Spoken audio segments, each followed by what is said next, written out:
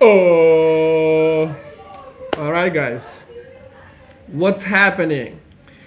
I'm back from my trip to Colombia, and you guys know me. Colombia is one of the best countries, probably the best for travel. There are a lot of opportunities to have good time, different parts of the country, great food, great people, cheap prices, a lot of scenery. So good time, good time. I'm rested and I'm full of power to speak to you today and to work on your cases.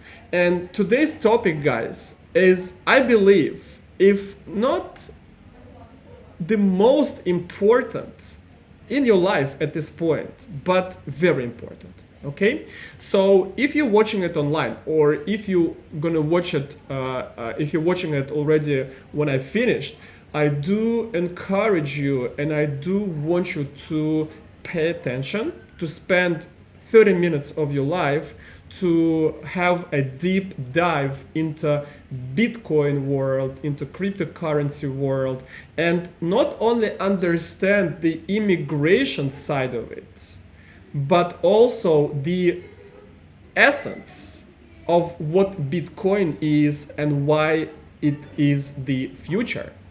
Okay? So get comfortable. Feel free to ask me questions, and I'm gonna give you a short but very informative lecture of why Bitcoin is one of the most important discoveries in our lifetime, why we are lucky to be here today, why Bitcoin here to stay, and what kind of immigration programs are available out there to use Bitcoin and cryptocurrency as a part of your immigration planning. Okay, so sit tight and be open to the information, regardless if you know anything about it, if you support it, if you're against it, if you think it's for criminals, if you think it's for the future, it doesn't really matter. Okay, Bitcoin doesn't care about any of that stuff. All right, so be open, be open-minded, and feel free to ask me any questions. So let's do it, guys. Let's do it. First of all, I'm gonna give you 3 reasons why Bitcoin is here to stay. Okay, and again, guys, I'm not gonna explain a lot what is Bitcoin. You have to do your research yourself. Okay, I'm not going to be talking about that Bitcoin has is scarce, that has a finite limit, which is 21 million Bitcoin, out of which 19.7 million Bitcoins have already been mined. Okay, I'm not going to be talking about that Bitcoin network is the most, by far, powerful and strong network in the world. No Microsoft, no US government, no Chinese government, no Google, no IBM, none of those companies, even combined, don't have the power of Bitcoin network. I'm not gonna discuss this, okay? For me, it's granted, and for me, it's important that I give you the enough understanding and knowledge so you could do your own research and understand it yourself. Otherwise, you will be missing the lifetime opportunity in your life. Okay? If you don't put a certain amount of hours in that. All right.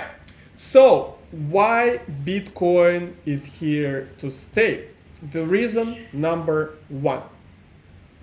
The reason number 1 is the legal clarity in the US about what Bitcoin is.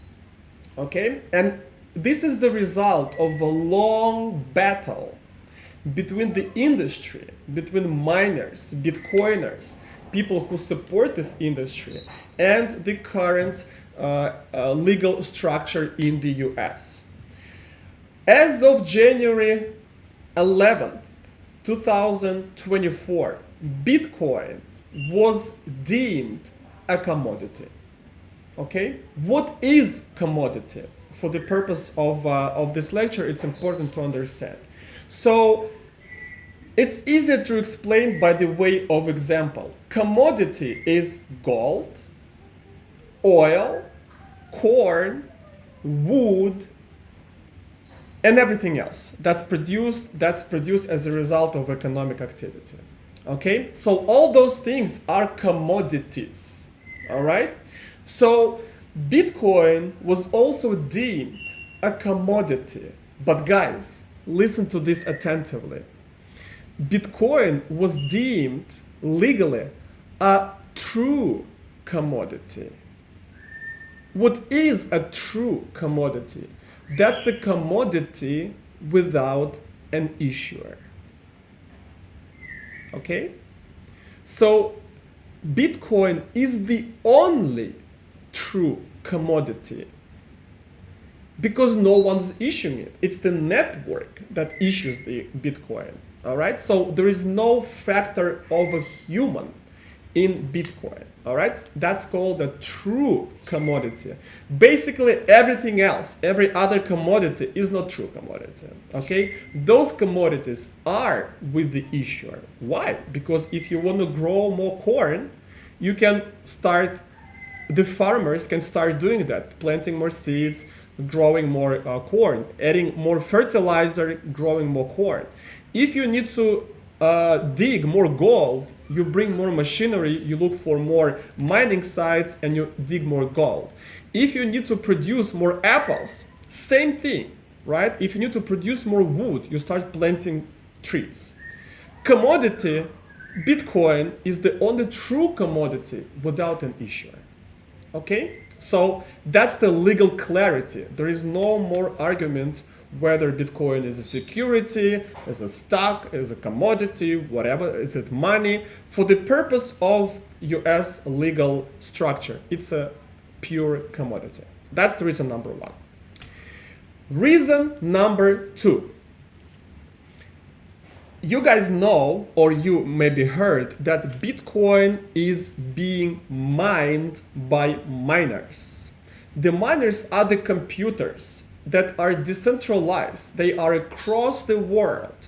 And all those computers, they're racing, they're competing with each other every 10 minutes to get to mine the new Bitcoins.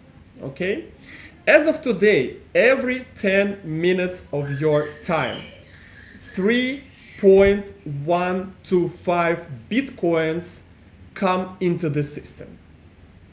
Okay? Every 10 minutes, 3.125 Bitcoins come into the existence. Because those miners, they solve those hard mathematical problems, racing, competing with each other to find the solution to the puzzle every 10 minutes. Okay? It's important to understand that every 4 years, up to year approximately 2140, the additional supply of Bitcoin is cut in half. April 19th, 2024, one of those events called halving happened. And on April 18th, there were 6.25 Bitcoins every 10 minutes produced. Now it's 3.125.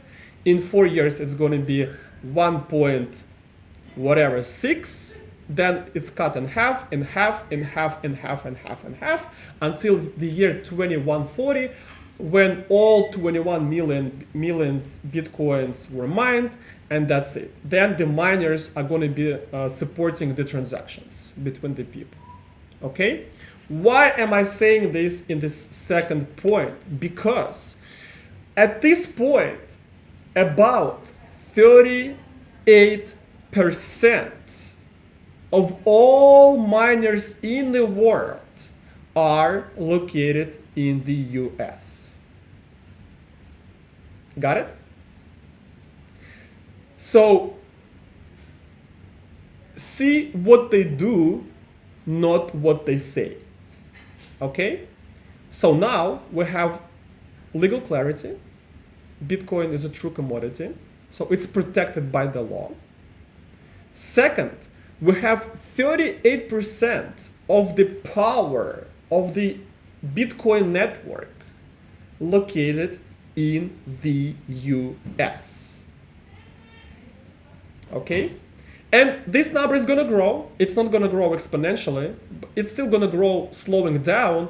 I think by year, probably 2030, about 50% of all miners are going to be located in the US, and that number is going to, that's going to be probably at the top of what we can get, okay? But this is good news, because that means that those miners are protected, and no one, like Chinese government, Indian government, Russian government, any other government in the world, even if they wanted to ban Bitcoin, that's not gonna be possible. They can ban themselves from Bitcoin, but they cannot ban Bitcoin. Okay? And if they ban the miners, all those miners are just gonna go to other countries and operate from there. Okay? So this is the second reason. Okay? The US is actually protecting those miners. Reason number 3. As of today, the US government holds on its balance sheet about 210,000 Bitcoin.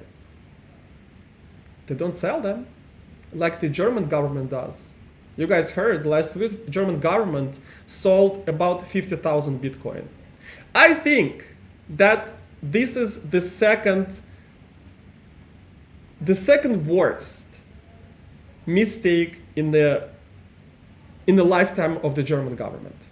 Okay, and I'm not trying to be political or anything. The first mistake was done by Hitler when he did not pursue the British troops in France, and they were able to save all the troops and transport them to Britain, and they didn't press them down. Okay, and again, I'm saying it without neutrally, okay, as a neutral fact. So that was the biggest mistake by the Hitler back in the World War II. The second, and I think even worse than that one, is selling 50,000 Bitcoin. Okay, this is the worst mistake that the German government did, okay, in the history. All right, so as of today, the US government is number one in holding 210,000 Bitcoins on its balance sheet, and they don't sell. See what they do, not what they say. Okay, so this is number 3 reason. So the first one, legal clarity. Bitcoin is the only true commodity. Reason number 2, 38% of all miners in the world are located in the States and are protected. Reason number 3, US government is the largest holder of Bitcoin on its balance sheet. Okay? So these are the 3 reasons why Bitcoin is here to stay forever. And the bonus point, guys, which I think is really important, that not only those 3 reasons important, but also as of January 2024, US government allowed the Bitcoin to be wrapped in the best package that's possible in the world. And that package is ETF. Those of you who have some financial understanding know what ETF means. ETF is an instrument, trading instrument on the traditional financial platforms. So the top financial institutes in the world, BlackRock, Franklin, Fidelity, ARK, and a bunch of others are the ones now who are trading the ETFs or offering to basically buy Bitcoin on the traditional financial markets for the large institutions. Okay, so not only we have the belief and knowledge that Bitcoin is here to stay, but also there is a support of the biggest and largest financial asset management companies in the world, like BlackRock. Those guys, they have over $10 trillion under their management.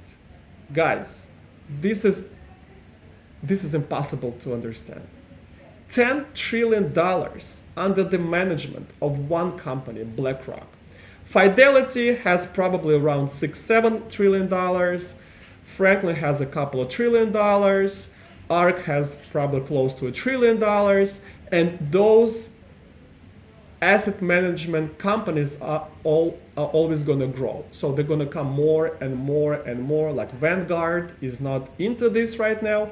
They will have to do this. They will have to do their own ETFs. Okay?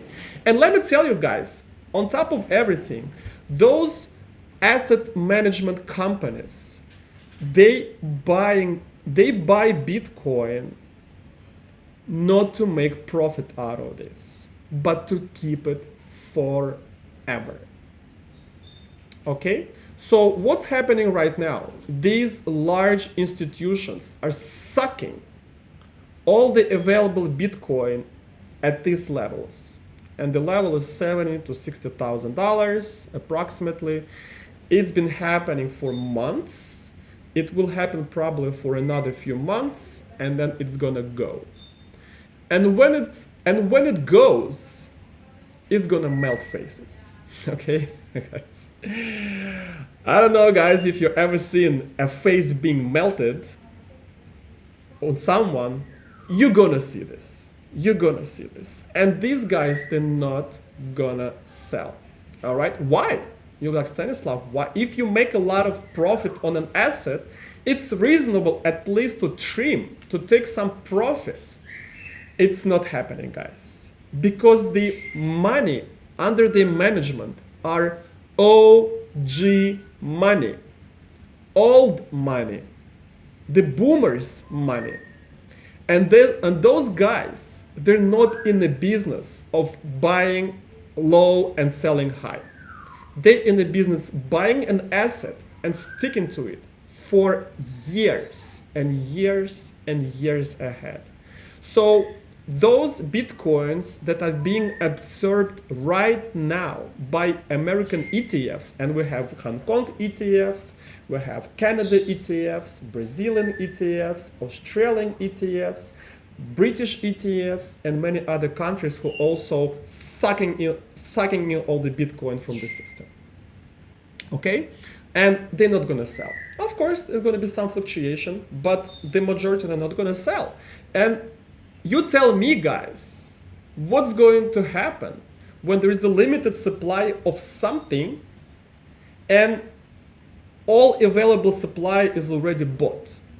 It's not in the system. What happens to the price, guys? It skyrockets. Okay? It skyrockets. So, not here for financial advice. Not at all. I'm not giving you the financial advice right now. Those are my thoughts and my philosophy, but that's the reality that we're facing right now. Okay? And Bitcoin does not care who's going to be the president. It doesn't care if the war is going to come out. They don't care if the president candidate is being killed. It doesn't care about anything. Okay? It doesn't care about anything. Tick-tock, next block. You guys maybe heard that expression, right? Tick-tock, next block. Every 10 minutes, there is a block in a blockchain and a new Bitcoin coming out into the existence. That's it. That's all that Bitcoin does. And it never violated trust in the history from its existence up till today. Okay? It never had the moment where it violated its promise. Okay? It's always been the same.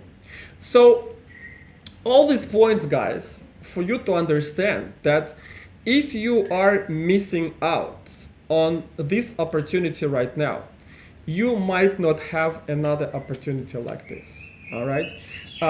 Again, not financial advice, and I think the best thing for Bitcoin is not buying and holding. I actually the believer that you need to DCA. It could be Bitcoin, it could be anything else. I think Bitcoin is the best, but you need to DCA. What is DCA? Dollar cost averaging.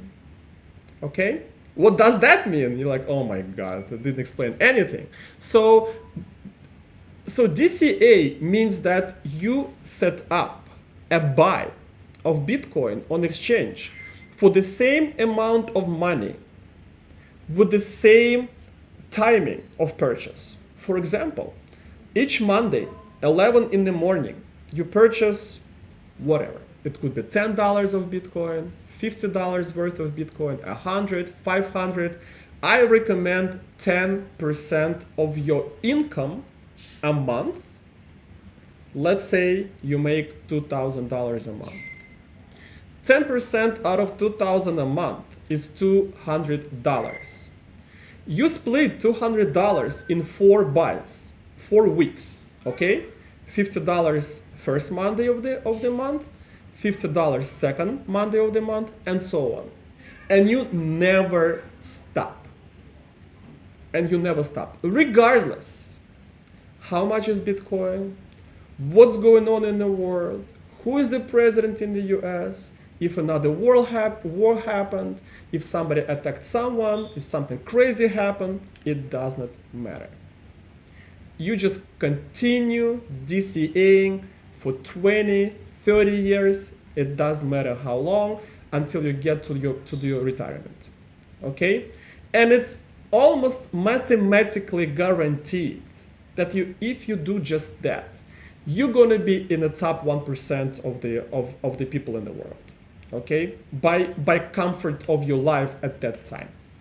So 10% of your income a month, I recommend. In general, invest.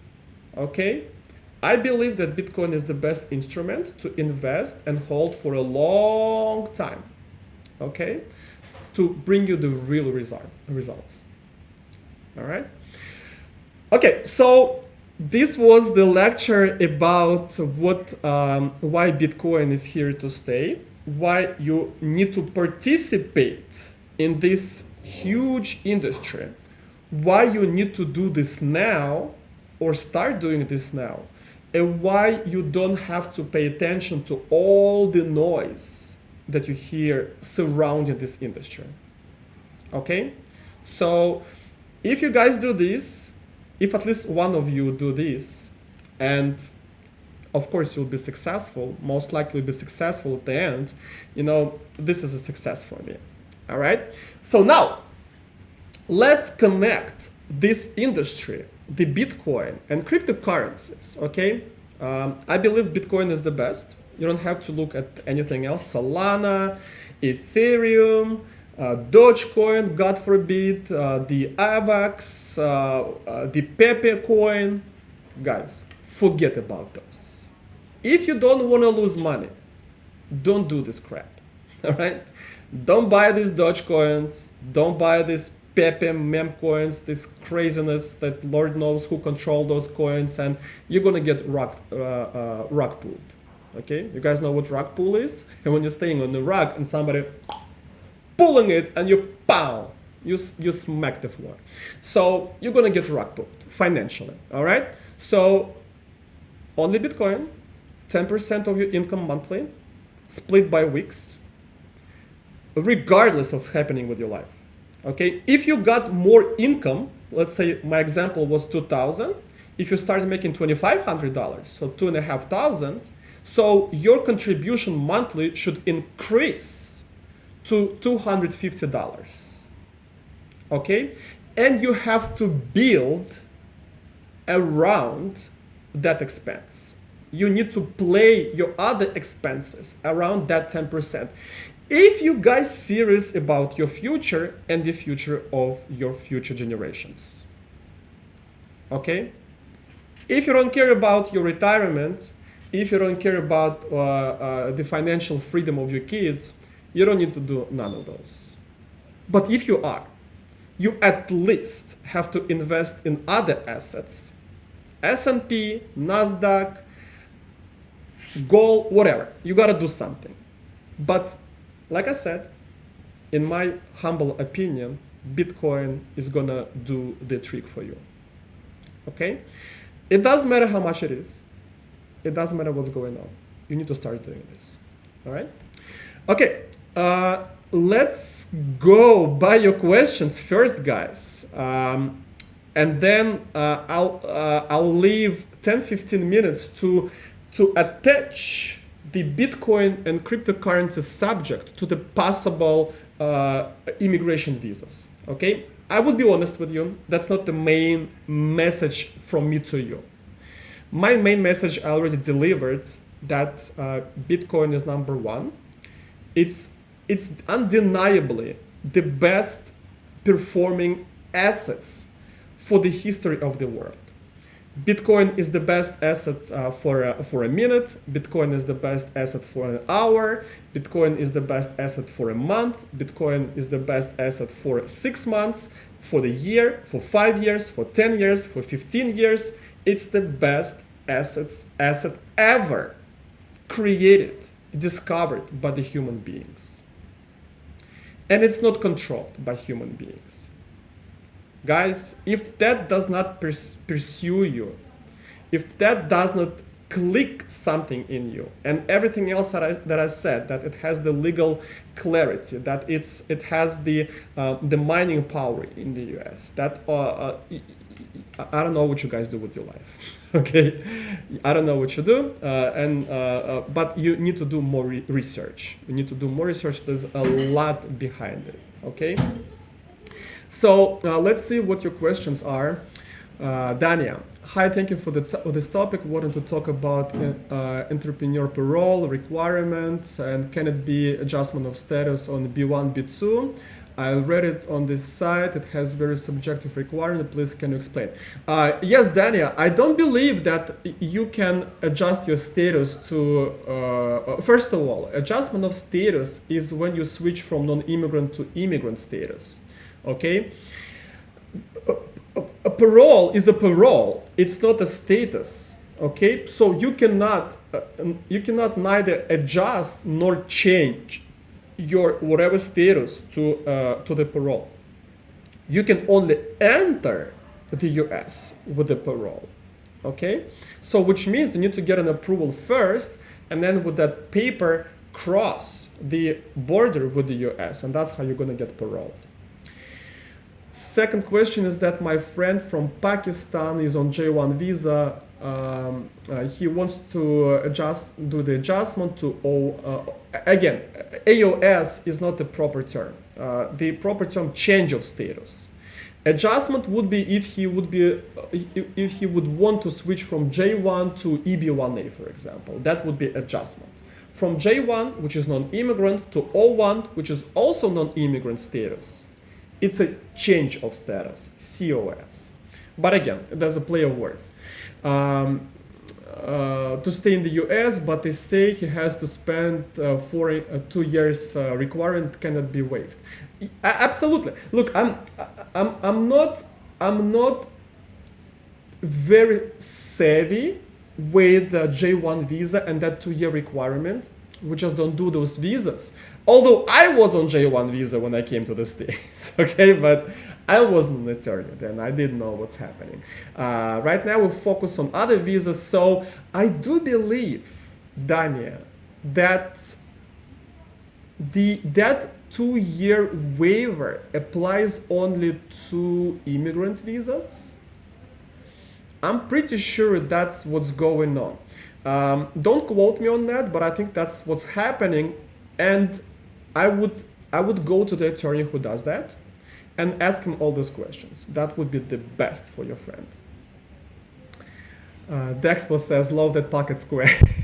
Thank Thank you, Maxwell. Yes, yes. You know, I used to do a lot of the jackets, not the jackets, the vests, right? It's I either do the shirt, vest, and a tie, or I do the short jacket and a pocket square. Okay. Thank you for the compliment. Treasure. Can student visa be converted to EB1A or O1 directly? Absolutely. Absolutely. Can a group of 3 students register LLC and file O1 on that LLC? One can be CTO, one CEO, one CFO. Absolutely. Treasure. I like your thinking. I like your thinking because that's what's happening with the startups. Okay? In fact, that's even a better option when there's only one LLC and one guy. Okay, I do believe it's not gonna affect the immigration stuff, but I think business wise this is really good. Treasure. Rest, I know there are 8 criteria that have to be fulfilled at least. Yes, yeah, you're right. There are 8 criteria, out of which 3 must be fulfilled. Yes, but we want to have 5. Basra Mobile. Hi, I have a mobile shop experience in Pakistan and want E2 visa. Okay, I have seen a shop in Dallas. He wants to sell that to be on $50,000. Should I buy the whole shop or franchise? And 50-60K would be enough. Yes, you know, I do require a 100K investment for the purpose of E2 visa, and Pakistan one of those countries that signed the treaty agreement with the US. So I like it 100K. However, the law says that the investment must be proportional to the nature of the business. So if that store costs $50,000 to buy, and of course you'll have to, I'm pretty sure you'll have to do some adjustments, some improvements in that business, spending a little bit more money. So let's say you bought it for 50 and you spent another 15 to improve on it, and maybe you need to do the website, maybe you do the marketing campaign, maybe you want to add the services, maybe hire another person. So in the proportion to this type of business, I do believe that $60,000 to $80,000 would be a reasonable investment. Okay, so Basra, that's what's going on. Actually, really good question, really good thinking.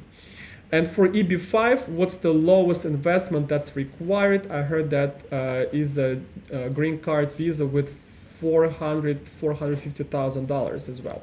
Not quite. The lowest, the floor for EB5 is $800,000. It could be as large as $1,050,000. That's true. But it could be as low as $800,000.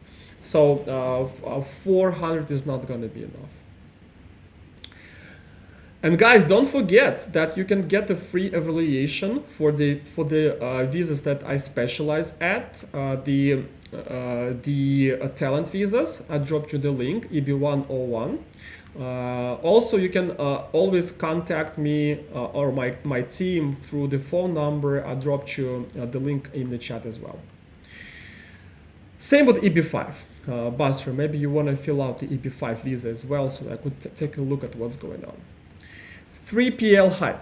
Hello, I'm building my profile for O1 visa. Okay, wanted to ask that if I get an approval, how long will I be actually traveling?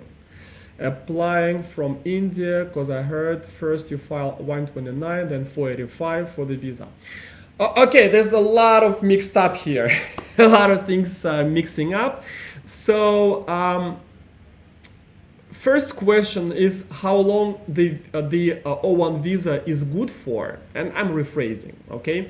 So O1 is good for 3 years, okay? So you can stay in the US up to 3 years, and your employer and for O1 you have to have an employer.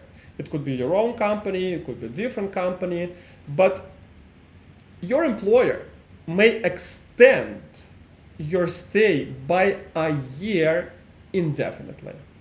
So if you stayed in the US on O1 visa for 3 years, and then you decided to stay a little bit more, and your employer is of the same opinion, they can extend for a year pretty much every year. It's not convenient, but that's the way it is. Or you can change the employer. So that's number one.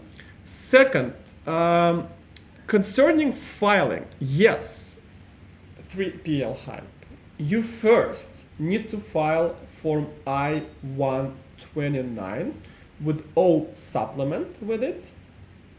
Get it approved. Then you go to the embassy and request your O1 visa to be stamped in your passport. Then you come to the US and you start working.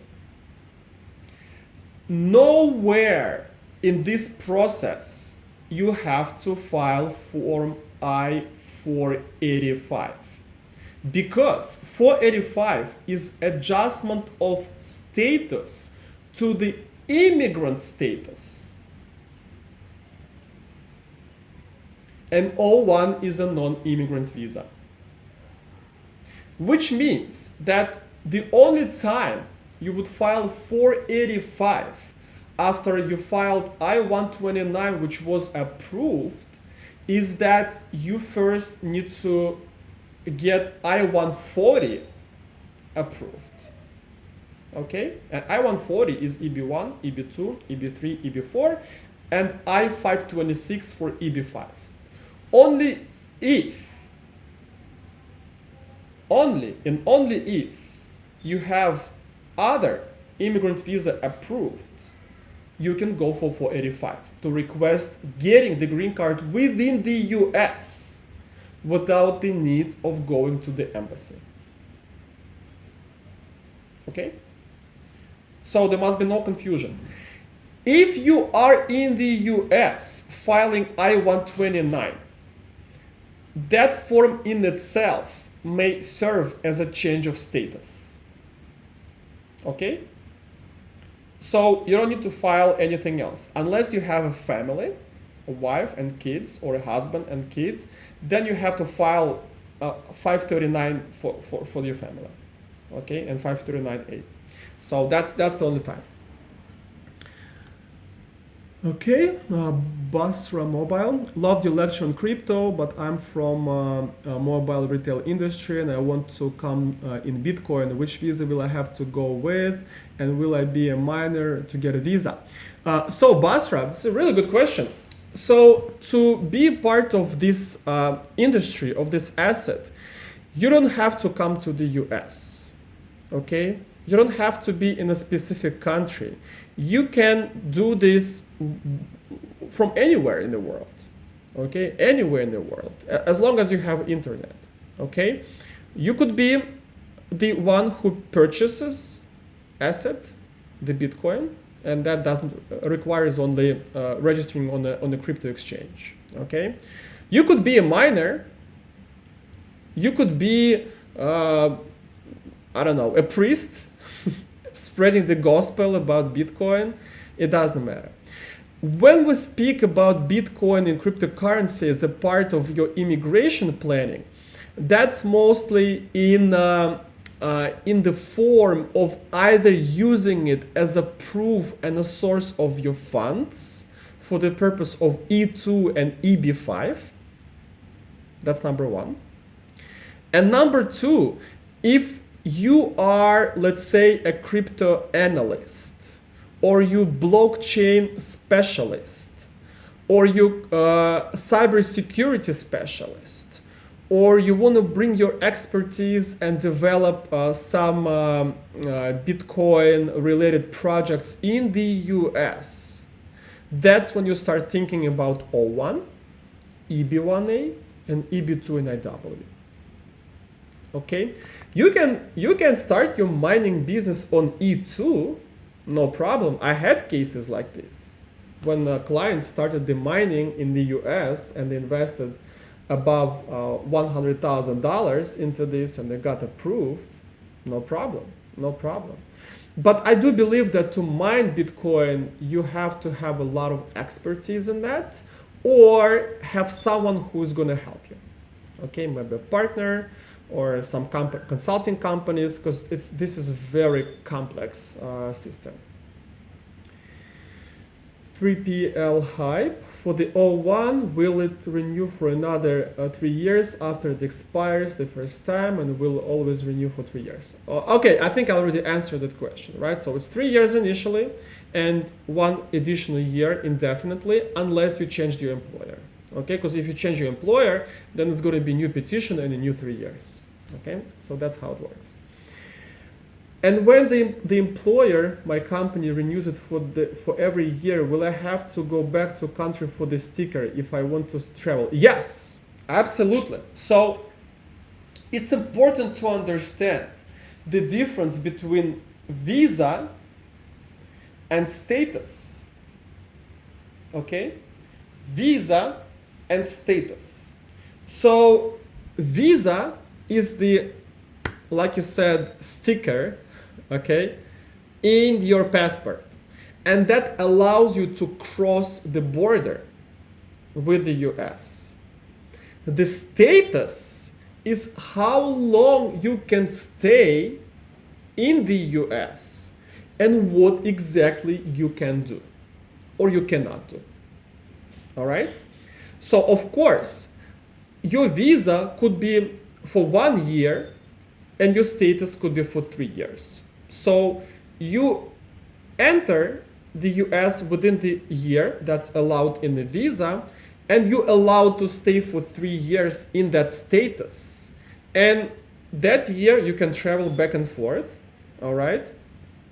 But once that 1 year visa expires, or it could be 2 year visas, it depends on the country. I can't remember. I think Pakistan is 1 year. India is probably 2 years. There are countries that could be up to 3 years. So whenever that expiration date goes off, and you're in the US, which is totally fine, your visa may expire, but your status is still working. But once you get out of the country, you have to stop by the embassy and reapply for the renewal of the visa, not of the status. Okay? So this is a really good question. That's what you have to do. When I started my research on O1, was a dual intent. Exactly. But now I don't see dual intent anywhere. Why have they taken this out of the dual intent? Oh my God. Wow. Wow, that's impressive. 3PL hype. You're really doing a great job. So I guess you started your research some time ago because they removed it probably 2, 3, or 4 years ago from the manual. And you're right. You're absolutely right. It used to be a dual intent visa. Not anymore. Not anymore. Why? Because they want to reject some visas at the level of the embassy due to the immigration intent. All right? So that's the only explanation that I have for this type of visa. It's rather easy to get, okay? So I think they realize that maybe some people, they misuse O1 visa to get in the US and stay. All right, so that's why they put this extra obstacle to make sure they, of course, it's not gonna help 100%, but it's gonna sort people out and not to allow them in, not allow those in who are less reliable in the eyes, less credible in the eyes of the US government. Okay, so, and again, that's my guess. I don't know exactly why that's happening, but I think that's the reason. Really good one. 3PL hype. Really good one. I hope that you will fill out the questionnaire, the free evaluation, because that's going to give you a lot of information. Okay? And I will see where you stand at this point with your case. Okay? So make sure that you do this. All right, so let's see. Oh my God, it would be so painful. Let's say I renew the status and then I go to Canada. I won't be able to come back to US until I go to India and get a stamp. Yes, well, you can try. You can try to get your visa in Canada, right? There's no limitation. Actually, my company, the Department of Communication with the embassy, has had a pretty good track record with switching the embassies for the purpose of non-immigrant visas, like O1. Okay, so we can try to do this for you in the Canadian embassy, if that's the case. Okay, but let me tell you this, 3PL hype. I've been doing this for almost 10 years with my own company, and above that with other projects, and I mean the immigration stuff. For these 10 years, I had maybe 2-3 extensions for O1 visa. And that is not because we don't have enough O1 visas. We have hundreds upon hundreds upon hundreds of O1 visas. Okay, lots of them with 99% chance approval for this visa. But because most of my clients who got O1 visa within these 3 years of the legal stay get something else to get the green card. It's usually EB1A, sometimes EB2NIW, sometimes EB2, sometimes EB3, rarely EB5, but that happened in the past, or marriage.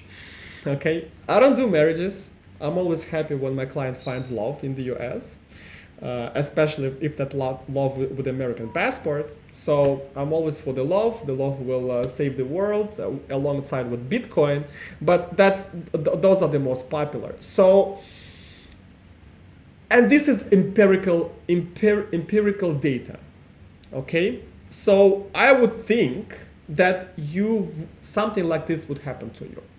All right, it's good to have a plan B, definitely, but I'm pretty sure you'll find a way.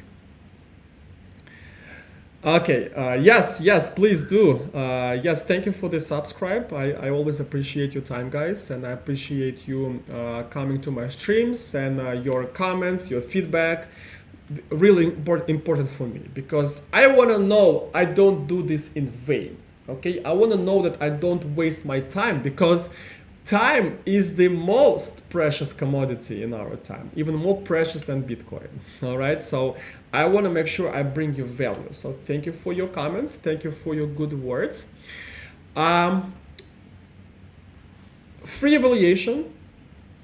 If I tell you you have a potential in your case, complex immigration planning, I build a strategy, a written winning strategy at this point. And if all works out, and if all is good, then you hire my company. 6 months, we're going to go with your case, filing, approval, 2 months for the embassy, and you're here. So pretty much 90% of you guys who've been on this stream and who wants to come to the US through the O1 visa, all that separates you from being in the US, 2 things: free evaluation and 8 months. That's all. Okay? So thank you guys for being here. It was my pleasure. I enjoyed this lecture. I'm a big fan of Bitcoin. I'm a big believer. So I hope you got something out of it. I wish you the best end of the week. Spend some time with your relatives, with your close ones, with your loved ones, and relax, get more strength and power to be more productive next week. My name is Stanislav Shamayev. I'm a lawyer of the future. Your future begins here. Good luck.